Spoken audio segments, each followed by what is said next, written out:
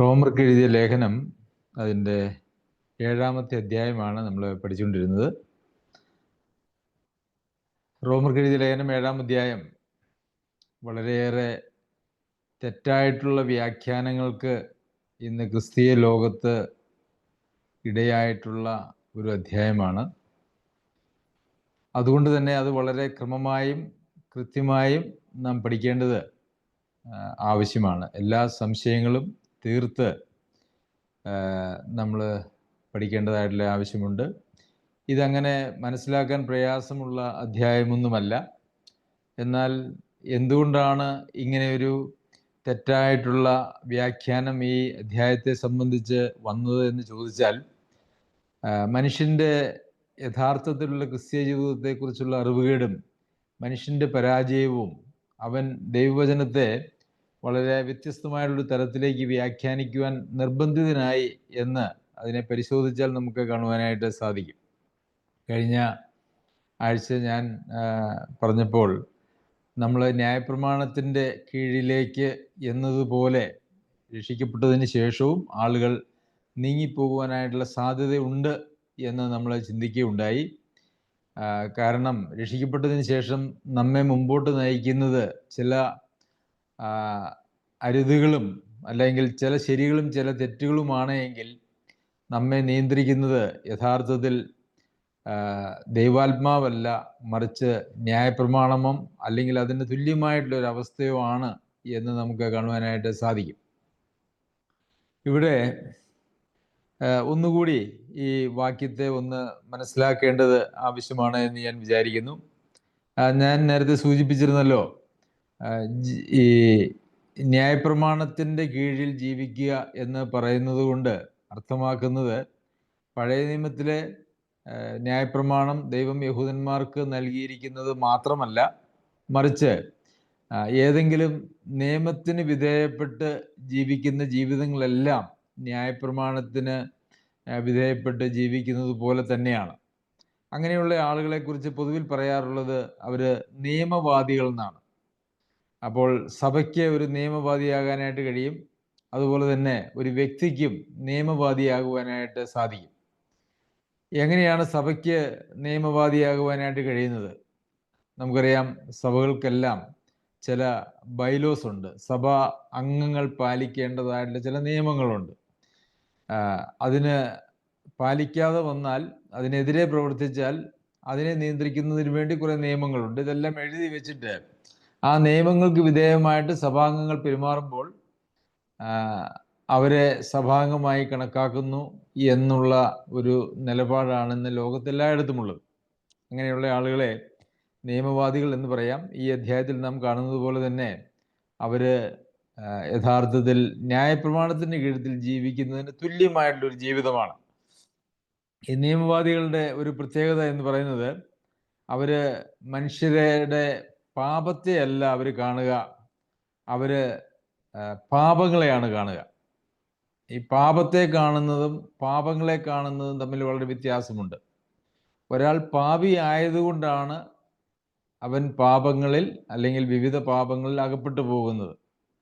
അപ്പോൾ ഒരു മനുഷ്യൻ പാപിയാണ് എന്നുള്ള യാഥാർത്ഥ്യവും ആ പാപത്തിൽ നിന്നുള്ള രക്ഷയാണ് വേണ്ടത് എന്നുള്ള യാഥാർത്ഥ്യവും വിട്ടിട്ട് മനുഷ്യൻ സാവകാശം ചില പാപങ്ങളിലേക്ക് അവരുടെ ശ്രദ്ധയെ കേന്ദ്രീകരിക്കും. പ്രത്യേകിച്ച് നിയമവാദികളായിട്ടുള്ള ആളുകൾ മറ്റുള്ള മനുഷ്യരുടെ ജീവിതത്തിലെ തെറ്റുകളെ കണ്ടിട്ട് ആ തെറ്റുകളെ വളരെയേറെ വിധിക്കുന്ന ഒരു മനോഭാവത്തോടു കൂടി ജീവിക്കുന്ന ആളുകളാണ് എന്ന് നമുക്ക് കാണുവാനായിട്ട് കഴിയും.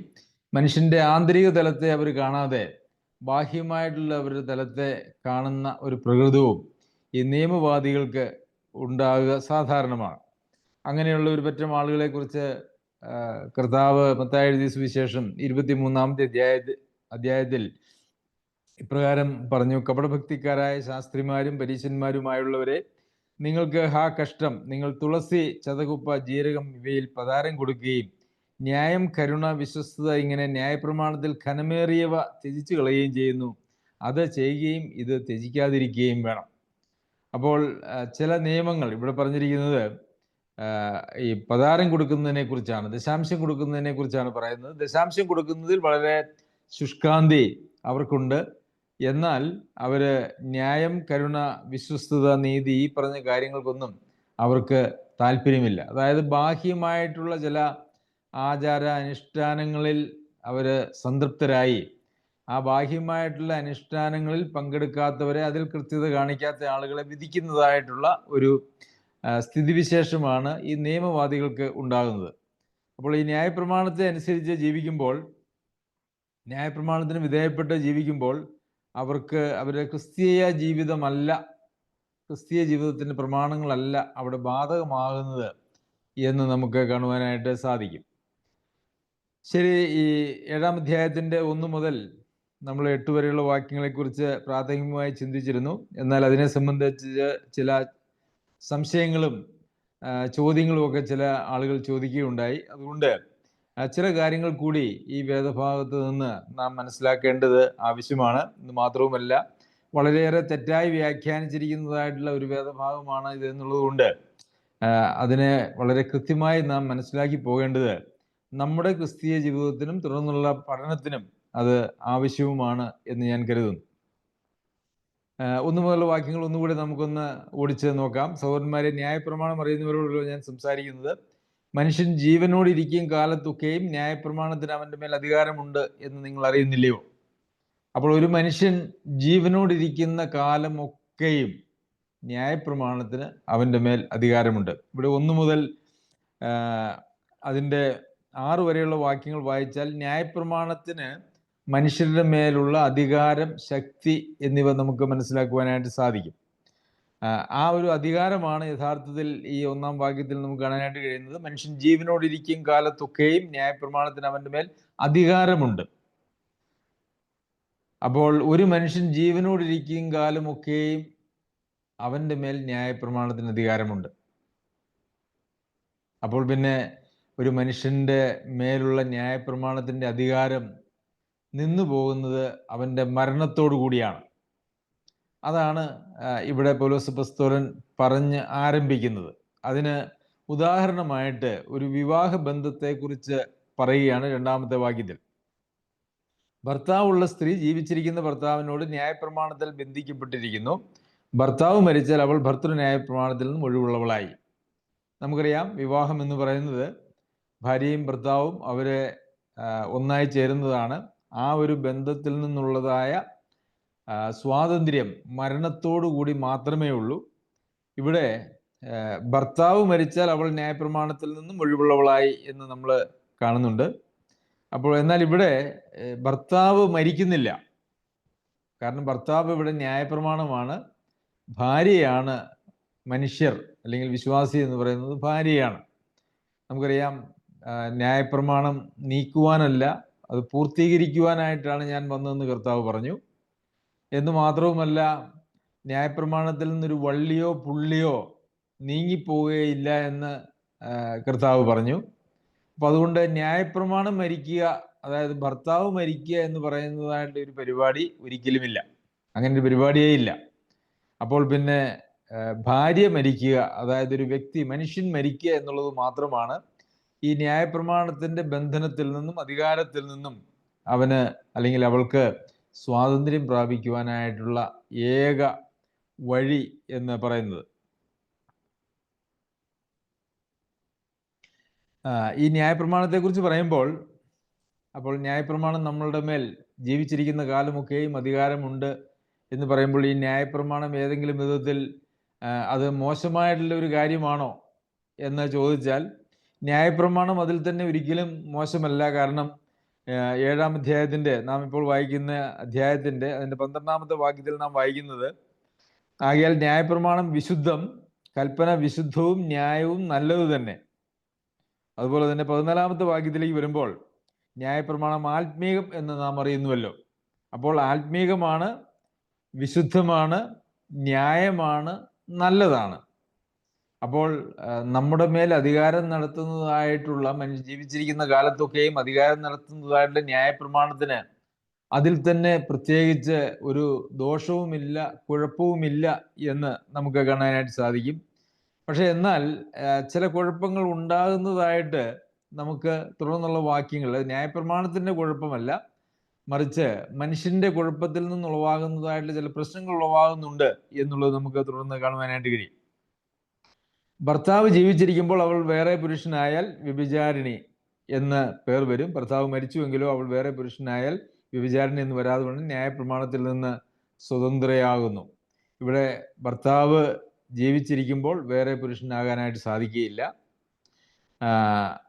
അതുകൊണ്ട് ഇവിടെ പൗലോസ് അപ്പോസ്തലൻ തുറന്ന് പറയുകയാണ്, അതുകൊണ്ട് സഹോദരന്മാരെ, നാം ദൈവത്തിന് ഫലം കഴിക്കുമാറ് മരിച്ചിട്ട് ഉയർത്തെഴുന്നേറ്റവനായ വേറൊരുവനാകേണ്ടതിന് നിങ്ങളും ക്രിസ്തുവിന്റെ ശരീരം മുഖാന്തരം ന്യായപ്രമാണം സംബന്ധമായി മരിച്ചിരിക്കുന്നു. അപ്പോൾ ഇവിടെ ന്യായപ്രമാണത്തിന് മരണമില്ല, അത് നീങ്ങിപ്പോവുകയില്ല. അതിൽ നിന്ന് ഒരു വള്ളിയോ പുള്ളിയോ പോലും മാറ്റുവാനായിട്ട് സാധിക്കുകയില്ല. അപ്പോൾ പിന്നെ ഇവിടെ കഴിയുന്ന ഒരേ ഒരു കാര്യം എന്ന് പറയുന്നത് ഭാര്യ മരിക്കുക എന്നുള്ളതാണ്. അതല്ലെങ്കിൽ മനുഷ്യൻ മരിക്കുക എന്നുള്ളതാണ്. മനുഷ്യൻ ജീവിച്ചിരിക്കുന്നിടത്തോളം കാലം മനുഷ്യൻ്റെ മേൽ ന്യായപ്രമാണത്തിന് അധികാരമുണ്ട്. അപ്പോൾ ഈ ന്യായപ്രമാണത്തിൻ്റെ അധികാരത്തിൽ നിന്നും രക്ഷപ്പെടാനായിട്ടുള്ള ഒരേ ഒരു മാർഗം എന്ന് പറയുന്നത്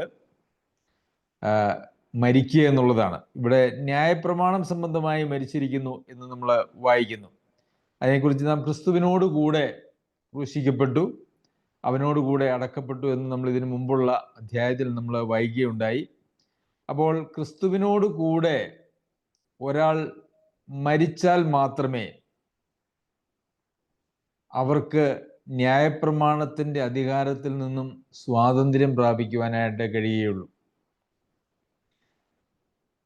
ന്യായപ്രമാണത്തിൻ്റെ പരിമിതികളെക്കുറിച്ച് നമുക്ക് പിന്നീട് ഈ അധ്യായത്തിൽ തന്നെ വായിക്കുവാനായിട്ട് സാധിക്കും. അതിനെക്കുറിച്ച് നാം പഠിക്കും. ഈ കാര്യത്തിൽ നമ്മൾ ഇപ്പോൾ ചിന്തിക്കുന്നതായിട്ടുള്ള കാര്യം നമ്മുടെ മനസ്സിൽ അത് വളരെ വ്യക്തമായിട്ട് ഇരുന്നാൽ മാത്രമേ നമുക്ക് തുടർന്നുള്ളതായിട്ടുള്ള പഠനത്തിൽ അത് നമ്മെ സഹായിക്കുകയുള്ളൂ. മറന്നു പോകാനായിട്ട് പറ്റുകയില്ല, പാടില്ല. അങ്ങനെ മറന്നു പോയാൽ നമുക്ക് ഈ പഠനം പ്രത്യേകിച്ച് വളരെ തെറ്റായിട്ടുള്ള നിലയിൽ പഠിപ്പിക്കുന്ന വേദഭാഗമായതുകൊണ്ട് നാം വളരെ ശ്രദ്ധയോടുകൂടി ഇരിക്കേണ്ടത് ആവശ്യമാണ്. അപ്പോൾ ന്യായപ്രമാണത്തിന് നമ്മുടെ മേലുള്ള, അല്ലെങ്കിൽ നിയമങ്ങൾക്ക് നമ്മളുടെ മേലുള്ള അധികാരം എന്ന് പറയുന്നത് അത് മാറിക്കിട്ടുന്നതിന് ഒരേ ഒരു വഴിയേ ഉള്ളൂ: ക്രിസ്തുവിനോടുകൂടി നാം മരിക്കുക. യഥാർത്ഥത്തിൽ ഒരുവൻ വീണ്ടും ജന്മം പ്രാപിക്കുമ്പോൾ സംഭവിക്കുന്നതായിട്ടുള്ളൊരു കാര്യം അതുതന്നെയാണ്, ക്രിസ്തുവിനോടുകൂടി മരിക്കുകയാണ്. ക്രിസ്തുവിനോടുകൂടി മരിക്കുക എന്ന് പറഞ്ഞു കഴിഞ്ഞാൽ അത് എങ്ങനെയാണ് മരണം നടക്കുന്നത്? നമ്മളെ ആരും ഒരു ആക്ഷരികമായി നമ്മളാരും മരിക്കുന്നില്ല. ഇപ്പം പാപം ചെയ്തപ്പോൾ ആദാമും ഹവ്വായും ഇത് തിന്നുന്ന നാളിൽ നിങ്ങൾ മരിക്കുമെന്ന് പറഞ്ഞു. പക്ഷെ അവരെ കൊണ്ടുപോയി കുഴിച്ചിട്ടിട്ടില്ല. എന്നാൽ ഈ മരിക്കുക എന്ന് പറയുമ്പോൾ ആ ഒരു ബന്ധത്തിൽ നിന്ന് നാം വേർപെടുക എന്നുള്ളതാണ് അതുകൊണ്ട് ഉദ്ദേശിക്കുന്നത്. മനുഷ്യൻ്റെ പ്രാണൻ അവൻ്റെ ശരീരത്തിൽ നിന്ന് മാറ്റപ്പെടുമ്പോഴാണ് മനുഷ്യൻ മരിക്കുന്നു എന്ന് പറയുന്നത്. അതുപോലെ തന്നെ ഈ ന്യായപ്രമാണത്തിൻ്റെ അധികാരത്തിൽ നിന്നും നമുക്ക് ഒരു മരണം വഴിയാണ് നാം ക്രിസ്തുവിനോട് ചേരുവാനായിട്ട് സാധിക്കുന്നത്. അതിനെ നമുക്ക് കർത്താവ് പറഞ്ഞതായിട്ടുള്ള മറ്റൊരു പ്രസ്താവന വെച്ച് നമുക്ക് പരിശോധിച്ചാൽ, എന്നെ പിൻചെല്ലുവാനായിട്ട് ആഗ്രഹിക്കുന്ന, എന്നെ അനുഗമിക്കുവാനായിട്ട് ആഗ്രഹിക്കുന്നതായിട്ടുള്ള ആളുകൾ തന്നെ തന്നെ ത്യജിക്കണം എന്ന് കർത്താവ് പറഞ്ഞിട്ടുണ്ട്. യഥാർത്ഥത്തിൽ ഒരു മനുഷ്യൻ്റെ മരണം എന്ന് പറയുന്നത്, അല്ലെങ്കിൽ ന്യായപ്രമാണത്തോടുള്ള അവൻ്റെ മരണം, ക്രിസ്തുവിനോടുള്ള അവൻ്റെ ചേരലിൻ്റെ പ്രാഥമിക ഘട്ടം എന്ന് പറയുന്നത് അവൻ തന്നെ തന്നെ ത്യജിക്കുക എന്ന് പറയുന്നതിലാണ് അതിരിക്കുന്നത്. എന്നാൽ ഇന്ന് സുവിശേഷം പറയുന്ന ആളുകളോ, അല്ലെങ്കിൽ അത് കേട്ട് ക്രിസ്തുവിനെ രക്ഷിതാവായി സ്വീകരിക്കുന്നു എന്ന് പറയുന്ന ആളുകളോ ഈ ഒരു മരണത്തിൻ്റെ തലത്തിലൂടെ കടന്നു പോകുന്നില്ല എന്നുള്ളത് ഒരു യാഥാർത്ഥ്യമാണ്. പൗലോസ് അപ്പോസ്തലൻ പറഞ്ഞു, ഇതാ ഞാൻ ക്രിസ്തുവിനോട് കൂടെ ക്രൂശിക്കപ്പെട്ടിരിക്കുന്നു, ഇനി ജീവിക്കുന്നത് ഞാനല്ല, ഞാൻ ജീവിക്കുന്നില്ല. അതാണ് നമുക്ക് പൗലോസ് അപ്പോസ്തലൻ പറയുന്നതിൽ നിന്നും മനസ്സിലാകുന്നത്. അപ്പോൾ ഞാൻ മരിച്ചു, ക്രിസ്തുവിനോട് കൂടെ ഞാൻ ക്രൂശിക്കപ്പെട്ടു. എങ്ങനെയാണ് ക്രിസ്തുവിനോട് കൂടെ ക്രൂശിക്കപ്പെട്ടത് എന്ന് ചോദിച്ചാൽ, ഞാൻ എന്നെ തന്നെ ത്യജിച്ചു. എനിക്ക് എൻ്റേതായിട്ടുള്ള യാതൊരു പരിപാടികളും പ്ലാനുകളും ഇല്ല. ക്രിസ്തു മാത്രം ക്രിസ്തുവിൻ്റെ ഇഷ്ടം നിറവേറ്റുന്നതിന് വേണ്ടി ഞാൻ എൻ്റെ ജീവിതത്തെ ക്രിസ്തുവിന് സമർപ്പിച്ചിരിക്കുന്നു. ഇനി ജീവിക്കുന്നത് ഞാനല്ല, ക്രിസ്തു എന്നിലൂടെ ജീവിക്കുകയാണ്. അപ്പോൾ യഥാർത്ഥത്തിൽ ഈ മരണം നടക്കുന്നത് നമ്മെ തന്നെ ത്യജിക്കുന്നതിലാണ്. നമ്മെ തന്നെ ത്യജിക്കുമ്പോൾ ഒരു മരണം നമ്മിൽ നടക്കുന്നു. അതിനുശേഷം നാം പുനരുദ്ധാനം ചെയ്ത പുതിയൊരു ജീവിതത്തിന്, അല്ലെങ്കിൽ ജീവിതത്തിൻ്റെ പുതുക്കം, അല്ലെങ്കിൽ ആത്മാവിൻ്റെ പുതുക്കം എന്ന് നമ്മൾ വചനത്തിൽ വായിക്കുന്നത് യഥാർത്ഥത്തിൽ നാം ക്രിസ്തുവിനോട് കൂടെ ഉയർത്തെഴുന്നേൽക്കുമ്പോഴാണ്. എന്താണ് ക്രിസ്തുവിനോട് കൂടെ ഉയർത്തെഴുന്നേൽക്കുക എന്ന് പറയുന്നത്? നമുക്കറിയാം, ഇന്ത്യക്ക് സ്വാതന്ത്ര്യം കിട്ടി. ഇന്ത്യക്ക് സ്വാതന്ത്ര്യം കിട്ടിയെന്ന് പറയുമ്പോൾ എന്താണ് അതിൽ നിന്നും അർത്ഥമാക്കുന്നത്? ബ്രിട്ടീഷുകാരുടെ നിയമത്തിൻ്റെ കീഴിലായിരുന്നു നാം. അപ്പോൾ നമുക്ക് സ്വാതന്ത്ര്യം കിട്ടി എന്ന് പറഞ്ഞാൽ അതിൻ്റെ അർത്ഥം ബ്രിട്ടീഷുകാരുടെ നിയമവ്യവസ്ഥയുടെ കീഴിൽ നിന്നും നാം ഇന്ത്യ ഗവൺമെൻറ്റിൻ്റെ നിയമവ്യവസ്ഥയുടെ കീഴിലേക്ക് മാറി എന്നുള്ളതാണ്. അപ്പോൾ സ്വാതന്ത്ര്യം എന്ന് പറഞ്ഞാൽ അവിടെ അർത്ഥമാക്കുന്നത് പിന്നെ നമുക്ക് ആരോടും ഒരു കടപ്പാടുമില്ല, ഉത്തരവാദിത്വവുമില്ല, എനിക്ക് ഇഷ്ടം പോലെ ജീവിക്കാം എന്നുള്ളതല്ല.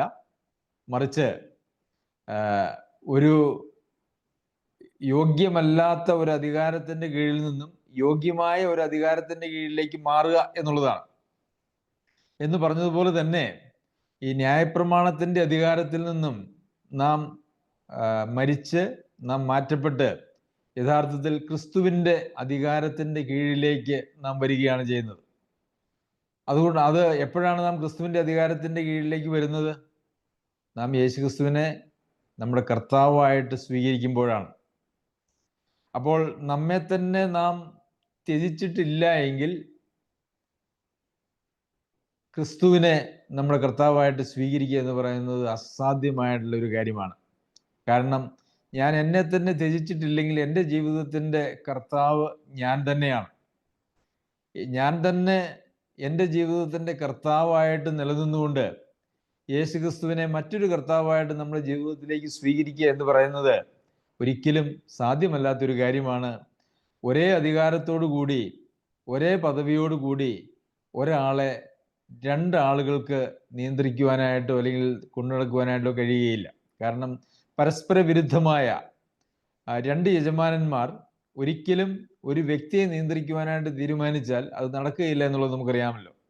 അപ്പോൾ നാം നമ്മെ തന്നെ ത്യജിച്ച് നമ്മളുടെ ജീവിതത്തിൻ്റെ സിംഹാസനത്തിൽ നിന്ന് നാം ഒഴിഞ്ഞ് അങ്ങനെ നാം മരിച്ച് കർത്താവായ യേശു ക്രിസ്തുവിനെ നമ്മുടെ ജീവിതത്തിൻ്റെ സിംഹാസനത്തിലേക്ക് സ്വീകരിക്കുമ്പോഴാണ് യഥാർത്ഥത്തിൽ ഒരു മനുഷ്യൻ ഒരു പുതിയ സൃഷ്ടിയായിത്തീരുന്നത്. അപ്പോൾ കർത്താവിനെ നാം ക്ഷണിക്കുമ്പോൾ കർത്താവിന് നമ്മുടെ ഹൃദയത്തിലേക്ക് വരാനായിട്ട് കഴിയണമെങ്കിൽ അതിന് നമ്മളിലുള്ള പാപത്തിന് ഒരു പരിഹാരം ഉണ്ടാകേണ്ടത് ആവശ്യമാണ്. ദൈവം തൻ്റെ ആത്മാവിനെ നമ്മുടെ ഹൃദയത്തിലേക്ക് അയക്കണമെങ്കിൽ, നമ്മുടെ ഹൃദയത്തിൽ വാസം ചെയ്യുന്നതിനും നമ്മളുടെ കർത്തൃത്വം ഏറ്റെടുത്ത് നമ്മെ നിയന്ത്രിക്കുന്നതിനും ദൈവാത്മാവിന് നമ്മുടെ ഹൃദയത്തിൽ വന്ന് വാസം ചെയ്യണമെങ്കിൽ നമ്മുടെ പാപത്തിനൊരു പരിഹാരം ഉണ്ടാക്കേണ്ടത് ആവശ്യമാണ്. അതാണ് കർത്താവായ യേശു ക്രിസ്തുവിൻ്റെ കാൽവരിയിലെ യാഗത്തിലൂടെ നമുക്ക് നേടിത്തരുന്നത്. അപ്പോൾ അങ്ങനെ നാം ന്യായപ്രമാണം സംബന്ധിച്ച് മരിച്ച് പാപം സംബന്ധിച്ച് മരിച്ചതെന്ന് നമ്മൾ കഴിഞ്ഞ അധ്യായം വായിച്ചപ്പോൾ നമ്മൾ പഠിച്ചു. പാപം സംബന്ധിച്ച് മരിച്ച്, ലോകത്തിൻ്റെ ആദ്യ പാഠങ്ങൾ സംബന്ധിച്ച് മരിച്ച്, ന്യായപ്രമാണം സംബന്ധിച്ച് മരിച്ച് നാം വേറൊരുവന്, ക്രിസ്തുവിന് ആയിത്തീരുകയാണ് ചെയ്യുന്നത്. അപ്പോൾ ഇങ്ങനെയാണ് ഇതൊക്കെയാണ് യഥാർത്ഥത്തിൽ വീണ്ടും ജനനം പ്രാപിക്കുമ്പോൾ അല്ലെങ്കിൽ ഒരാൾ രക്ഷിക്കപ്പെടുമ്പോൾ അവരുടെ ജീവിതത്തിൽ നടക്കുന്നത്. ഇതൊന്നും ഇന്ന് യഥാർത്ഥത്തിൽ മനസ്സിലാക്കുകയോ പഠിപ്പിക്കുകയോ പ്രസംഗിക്കുകയോ ചെയ്യുന്നില്ല എന്നുള്ളത് കൊണ്ട് തന്നെ ഇന്നത്തെ പ്രസംഗങ്ങൾ കേട്ട് രക്ഷിക്കപ്പെടുന്നതായിട്ടുള്ള ആളുകൾ യഥാർത്ഥത്തിൽ ഒരു രക്ഷയുടെ അനുഭവത്തിലേക്ക് അവർ വരുന്നില്ല എന്ന് നമുക്ക് കാണുവാനായിട്ട് സാധിക്കും. അപ്പോൾ ഈ പാപം സംബന്ധിച്ച് മരിക്കാത്ത ഒരാളെ, ന്യായപ്രമാണം സംബന്ധിച്ച് മരിക്കാത്ത ഒരാളെ ഒരിക്കലും അവർക്ക് പാപത്തിൻ്റെ മേലുള്ള ഒരു സ്വാതന്ത്ര്യം അവരുടെ പ്രായോഗിക ജീവിതത്തിൽ അനുഭവിക്കുവാനായിട്ട് കഴിയുന്നതല്ല. അവരുടെ പ്രായോഗിക ജീവിതത്തിൽ പാപത്തിൽ നിന്നുള്ള സ്വാതന്ത്ര്യം അനുഭവിക്കണമെങ്കിൽ അവർ കർത്താവായ യേശു ക്രിസ്തുവിനോട് കൂടെ ഒരു മരണത്തിൻ്റെ അവസ്ഥയിലൂടെ കടന്നു പോയവരായാൽ മാത്രമേ പറ്റുകയുള്ളൂ. കർത്താവ് ഈ ലോകത്തിലേക്ക് വന്നത് തന്നെ നമ്മെ പാപത്തിൽ നിന്നും രക്ഷിക്കുവാനായിട്ടാണ്. ഈ പാപത്തിൽ നിന്നുള്ള സ്വാതന്ത്ര്യം എന്ന് പറയുന്നത് അത് ഒരു തുടർമാനമായിട്ടുള്ളൊരു പരിപാടിയല്ല. നമുക്ക് നമ്മുടെ രാജ്യത്തിന് 1947 സ്വാതന്ത്ര്യം കിട്ടി. ഇപ്പോഴും നമ്മൾ സ്വാതന്ത്ര്യം കിട്ടിക്കൊണ്ടിരിക്കുന്നു എന്നല്ല നമ്മൾ പറയുന്നത്. നമ്മൾ ആ സ്വാതന്ത്ര്യം അനുഭവിക്കുകയാണ് ചെയ്യുന്നത്. അതുപോലെ തന്നെ ക്രിസ്തീയ ജീവിതത്തിലും പാപത്തിൽ നിന്നുള്ള സ്വാതന്ത്ര്യം ഒരുവൻ രക്ഷിക്കപ്പെടുമ്പോൾ അവന് ലഭിക്കുകയാണ് ചെയ്യുന്നത്. എന്നാൽ ആ സ്വാതന്ത്ര്യത്തിൻ്റെ അനുഭവം എന്ന് പറയുന്നത് പാപത്തിൻ്റെ മേലുള്ള അവൻ്റെ വിജയത്തിലൂടെ ദൈനംദിന ജീവിതത്തിൽ അത് വെളിപ്പെടുന്നു എന്ന് നമുക്ക് കാണുവാനായിട്ട് സാധിക്കും. ശരി, അപ്പോൾ ദൈവത്തിന് ഫലം കായ്ക്കണമെങ്കിൽ മരിച്ചിട്ട് ഉയർത്തെഴുന്നേറ്റവനായ വേറൊരുവന് നാം ആകേണ്ടത് ആവശ്യമാണ്.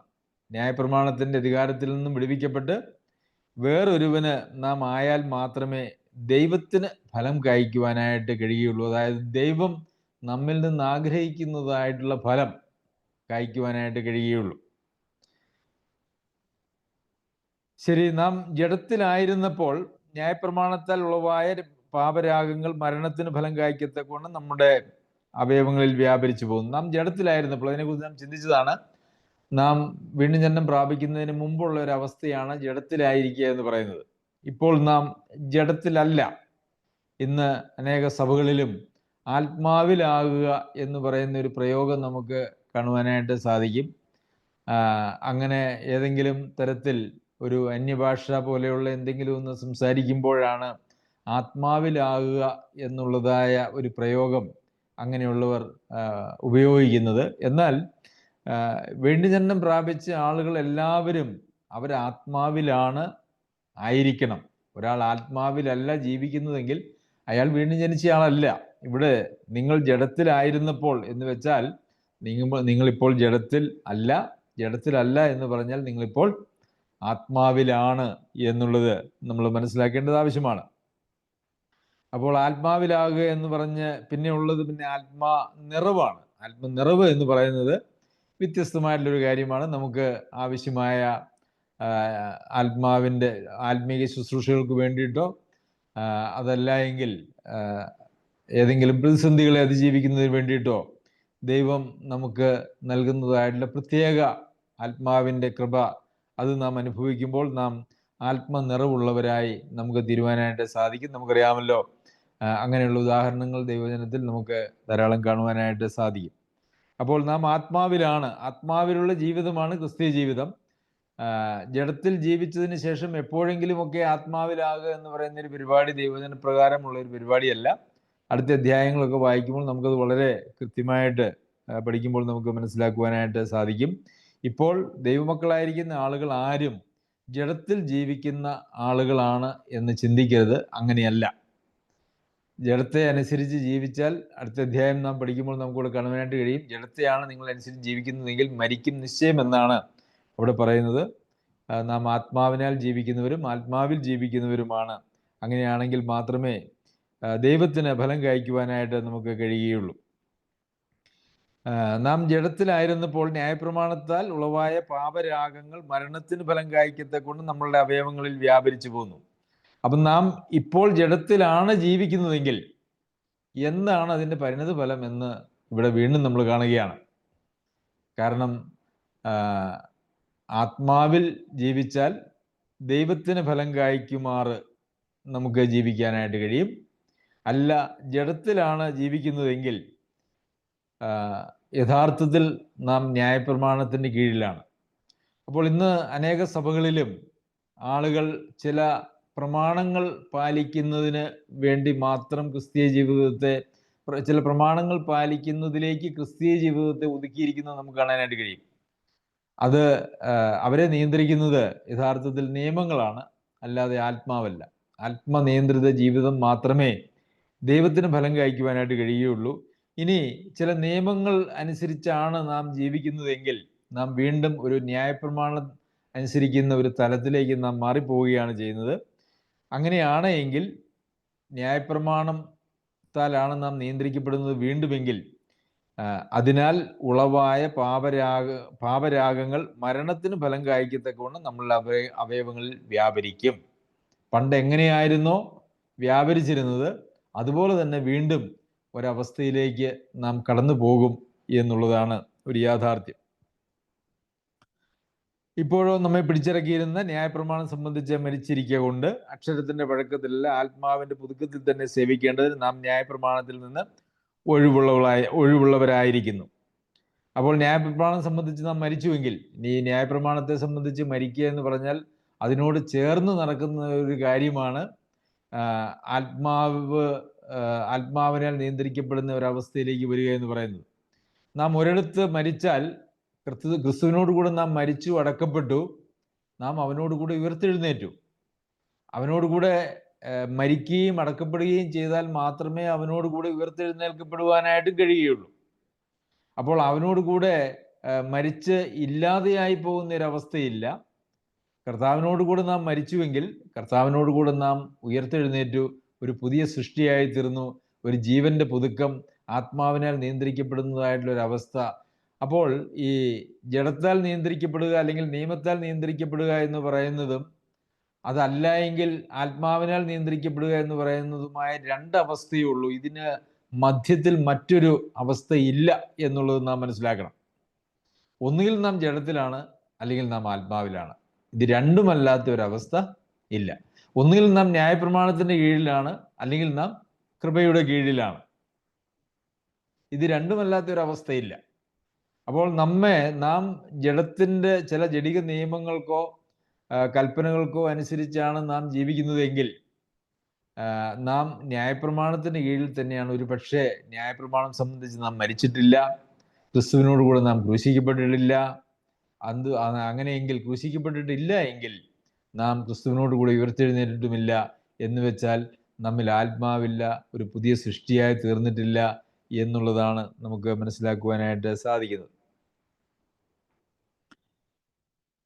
അപ്പോൾ ന്യായപ്രമാണത്തിന്റെ കീഴിലാണ് എന്ന് വന്നാൽ, നമ്മൾ കഴിഞ്ഞ അധ്യായം പഠിച്ചപ്പോൾ അതിനെ സംബന്ധിച്ച് നമ്മൾ ഒന്ന് പഠിക്കുകയുണ്ടായി. അപ്പൊ അതിന്റെ 14-ാമത്തെ വാക്യത്തിൽ, നിങ്ങൾ ന്യായപ്രമാണത്തിനല്ല കൃപയ്ക്കത്രേ അധീനരാകിയാൽ പാപം നിങ്ങളിൽ കർത്തൃത്വം നടത്തുകയില്ലല്ലോ. 6-ാം അധ്യായത്തിന്റെ 14-ാം വാക്യം. അപ്പോൾ നാം ന്യായപ്രമാണത്തിനാണ് അധീനരെങ്കിൽ, നാം ക്രിസ്തുവിനോടുകൂടെ മരിച്ചിട്ടില്ല എങ്കിൽ നാം അധീനരായിരിക്കുന്നത് ന്യായപ്രമാണത്തിനാണ്. അപ്പോൾ അങ്ങനെ ന്യായപ്രമാണത്തിന്റെ അധീനതയിലാണ് നാം ഇപ്പോഴും ജീവിക്കുന്നതെങ്കിൽ പാപമാണ് നമ്മളിൽ കർത്തൃത്വം നടത്തുന്നത്. ഇവിടെ കൃപയ്ക്കത്രേ അധീനരാകിയാൽ പാപം നിങ്ങളിൽ കർത്തൃത്വം നടത്തുകയില്ലല്ലോ എന്നാണ് പറഞ്ഞിരിക്കുന്നത്. 6-ാം അധ്യായത്തിന്റെ 14-ാമത്തെ വാക്യം. അപ്പോൾ നാം ന്യായപ്രമാണത്തിന്റെ കീഴിലാണ് എങ്കിൽ നമ്മളിൽ അധികാരം നടത്തുന്നത് ന്യായപ്രമാണമാണ്, പാപമാണ് നമ്മളിൽ അധികാരം നടത്തുന്നത്. അപ്പോൾ ഇത് നാം വളരെ കൃത്യമായി മനസ്സിലാക്കേണ്ടത് ആവശ്യമാണ്.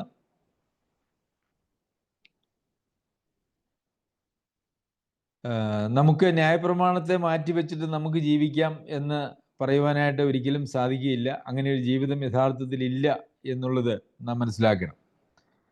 പിന്നെ വീണ്ടും